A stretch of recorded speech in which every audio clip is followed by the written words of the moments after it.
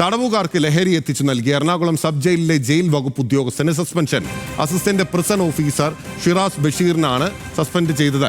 ഷിറാസിന് criminal സംഘവുമായി ബന്ധമുണ്ടെന്നും അനധികൃതമായി സ്വത്ത് സമ്പാദിച്ചതായും കണ്ടെത്തിയിട്ടുണ്ട്. വിവരങ്ങളുമായി അഞ്ജു ജയപ്രകാശ് നമുക്കൊപ്പം ചേരുകയാണ്.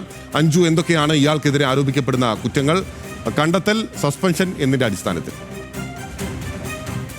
വിനിൽ, ഈ കാക്കനാട് സബ് ജയിലിലെ അസിസ്റ്റന്റ് പ്രിസൺ ഓഫീസറാണ് ഈ ഷിറാസ് ബഷീർ. ഇയാൾ ഈ തടവുകാർ ഏർപ്പാടാക്കിയ ആളുകൾ അവർ ജയിലിന് പുറത്തുണ്ടാകും. അപ്പോൾ അവരിൽ നിന്ന് ഈ ലഹരി വാങ്ങിച്ച് തടവുകാർക്ക് എത്തിച്ചു കൊടുക്കുകയായിരുന്നു പ്രധാന പണി.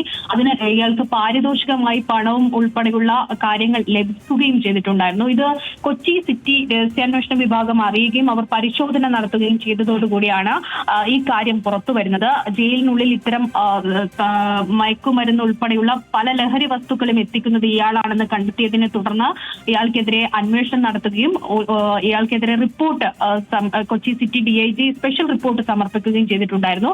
ഇതിന്റെ അടിസ്ഥാനത്തിലാണ് ഇപ്പോൾ അഡീഷണൽ ചീഫ് സെക്രട്ടറിയായ വിശ്വനാഥ് സിൻഹ ഇയാളെ സസ്പെൻഡ് ചെയ്തുകൊണ്ട് ഉത്തരവിറക്കിയിരിക്കുന്നത്. ഇയാൾ അനധികൃതമായി അഞ്ജു ജയപ്രകാശാണ് വിവരങ്ങളുമായി നമുക്കൊപ്പം ചേർന്നത്.